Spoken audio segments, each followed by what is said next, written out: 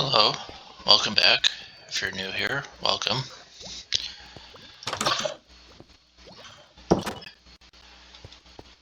Going to be talking and continuing on the Book of Revelations today and handling some misconceptions that are flying around about it.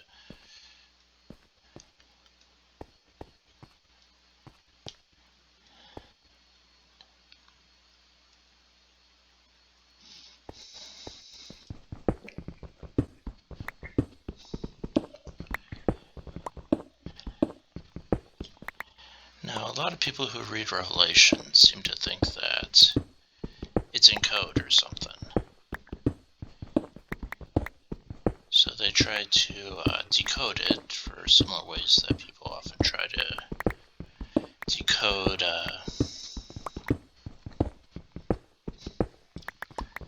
like the like stuff that like the Knights Templar or some secretive organizations, secretive fraternal organizations like them would do. And I mean, the Knights Templar would have a reason for hiding their secrets between the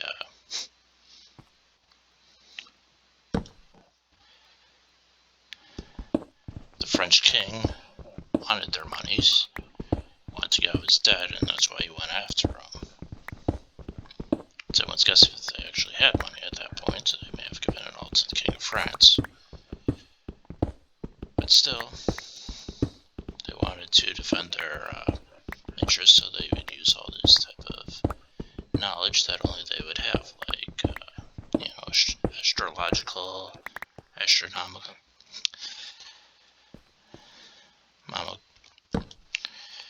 astronomy things, and they would go from there, I mean, stuff that their members would know, but if it fell into, like, the King of France's hands or anyone else's, unless they have this knowledge of astrology or astronomy, depending, they probably wouldn't be able to decode it. So it makes complete sense that groups like that would need to code their information. However, the Bible's written in an entirely different style.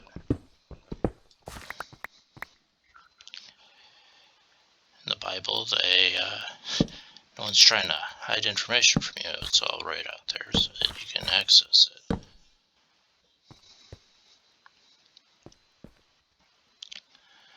So I mean, you hear people saying stuff like, oh, Revelation means this, Revelation means that. Well, the truth is, Revelation probably just means exactly what it says it means.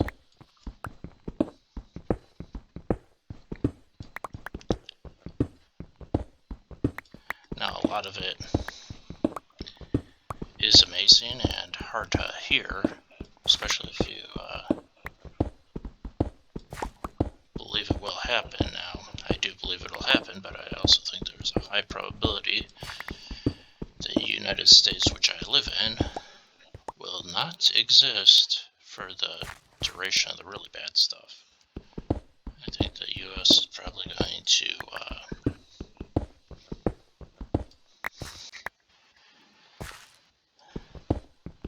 probably really get messed up. Because if you remember, the U.S., first and foremost, is a very, agriculture. Despite everything else they have, agriculture is their first and foremost asset.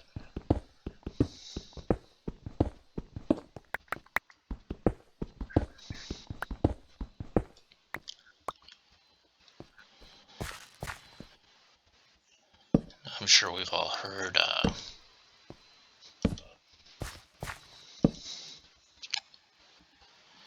people saying things like, oh, the COVID vaccine is the dark mark. Well, what you want to keep in mind with that is that the dark mark says that you are worshipping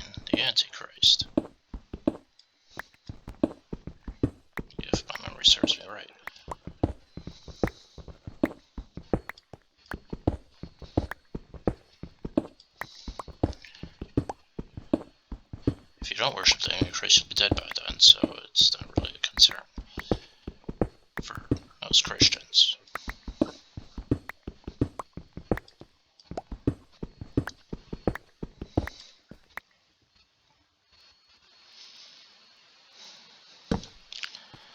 And there's all these people saying, oh, so-and-so is the Antichrist, and I'll admit I've joined in on some of those conversations, voiced my own 2 cents, but there, according to Revelation, a lot of things need to happen before the Antichrist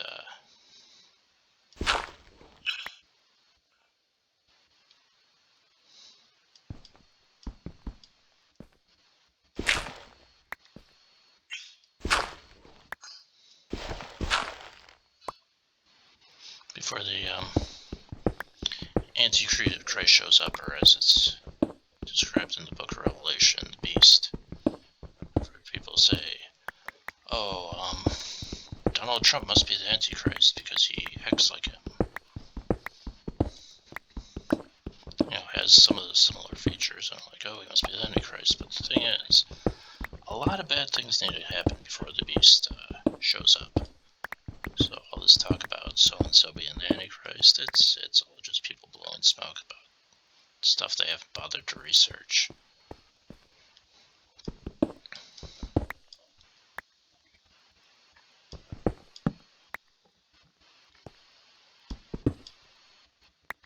Geez, do I have this much gravel? This is gonna be a pain.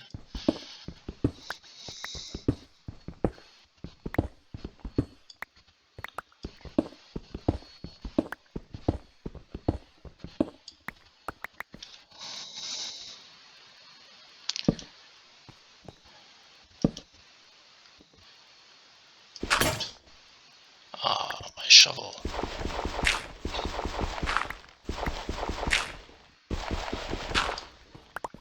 So, I mean, I've heard, people saying, oh, Donald Trump must be the Antichrist. Others people who said, oh, I had a cousin who thought Colin Powell, or thought George W. Bush was the Antichrist. What I've said myself, that I thought Obama was the Antichrist. I know now the fact that that is not the case, but the basis of my argument was that all the media seemed to be given a free pass during the election.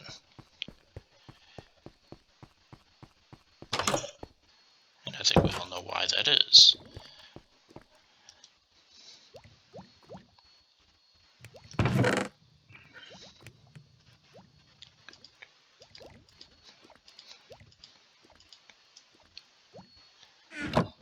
But what you need to keep in mind about Obama is that he became the senator from Illinois. I'm from Illinois, so I know this. He became the senator of Illinois because the incumbent dropped out of the race a few months before the election. So, I mean, he was pretty much the only person in the middle at that point. I mean, Republicans threw someone in real fast that I don't know what they expected to do, but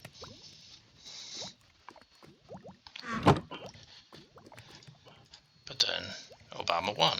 Why? Because he was the only person on the list. And then, of course, he got elected. And then, before he even completed one term as a senator, he then was up for president, and he got elected there. So obviously, that kind of weird situation had me a little bit nervous.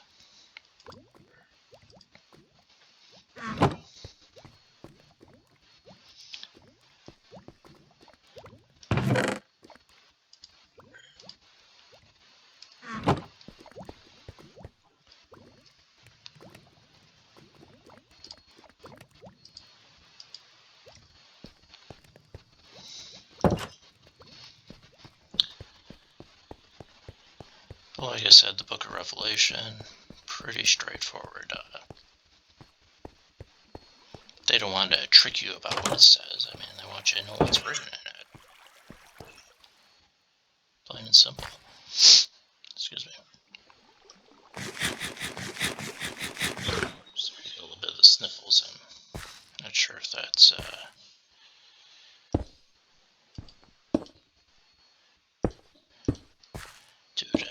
allergies or something else, but it is what it is. I've never had allergies to tree pollen before, so...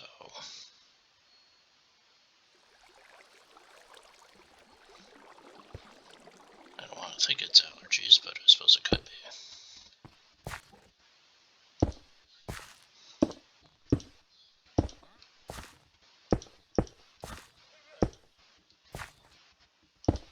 Do I have a wandering trader outside? I just heard a llama.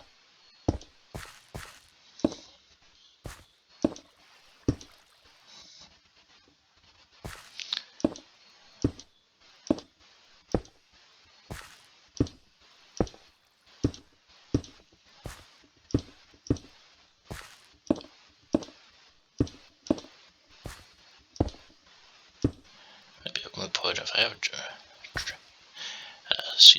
wandering trader outside. I don't know if I have any emeralds to even trade with them, to be honest.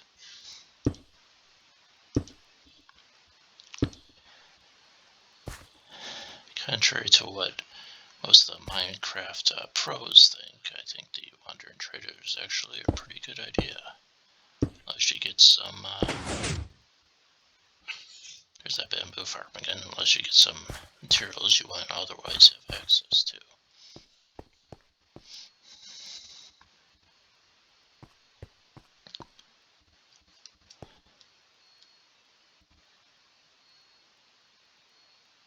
I have not finished that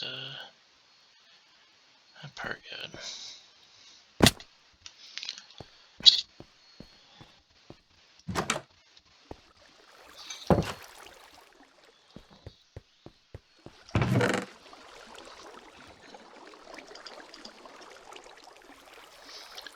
So anyway, like I was saying, Book of Revelation, any other part of the Bible, it's designed to be able to be read.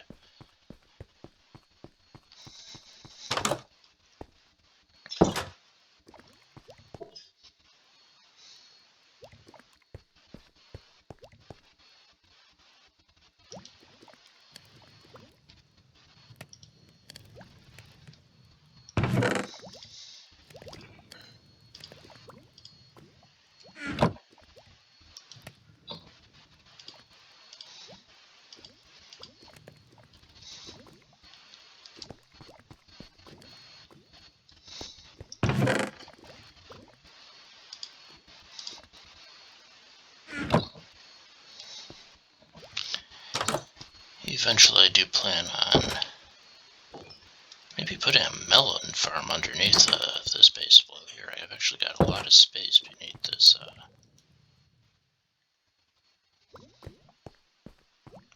outpost here.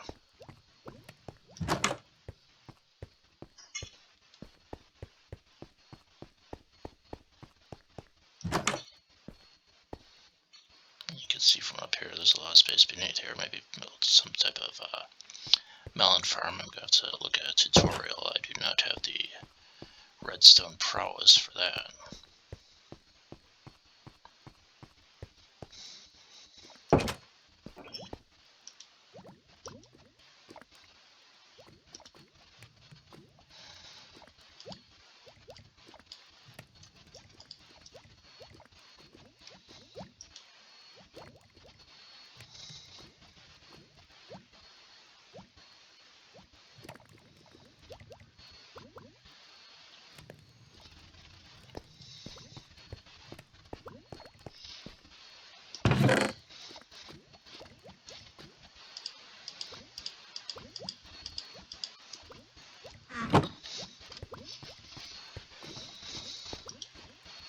Just thinking maybe run over,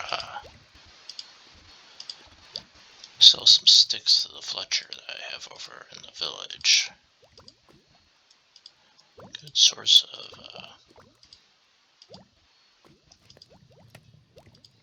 emeralds, and that's honestly the reason I built the, well, pretty much all the bamboo. I mean, of course, you know, bamboo has reasons for other than trading, but it just grows so fast, there's no reason not to.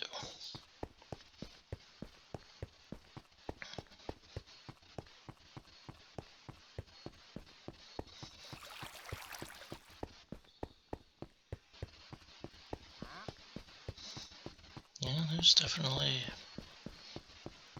There's a bee out there, that's interesting. There's definitely a wandering trader down below somewhere. We'll show you one of the things I learned from the Hermitcraft episode and Boss's episode. You put the button directly over the door, you can get through a lot easier. Which in hindsight makes complete sense. I used to have the button by the side, which didn't work out great.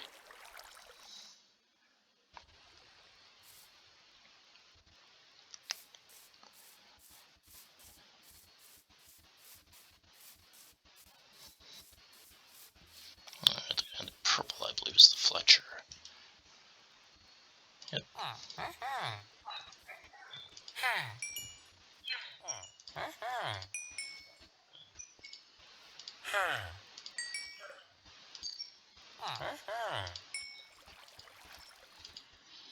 So, 7 emeralds, not great, but not terrible either. Could always get a new crossbow from him. In a perfect world, to be able to get string from him, but what can you do? I think I'll just run back, see what that wandering trader is trading, and see if he has anything that I can trade. What is it, 4 emeralds? 7 emeralds, so maybe.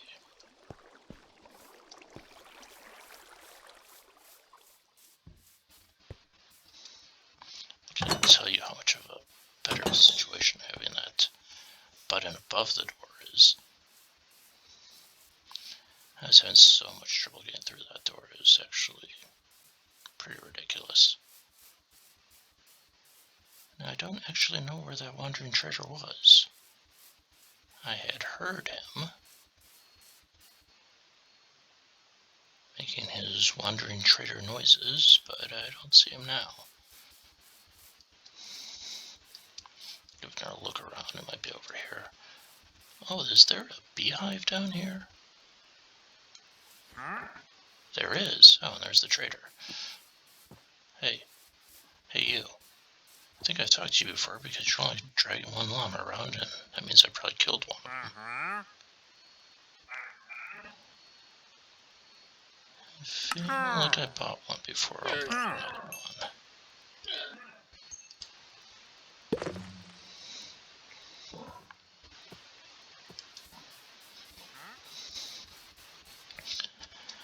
So I think I'll probably leave that episode here. Like and subscribe, and I will see you next time. Bye-bye.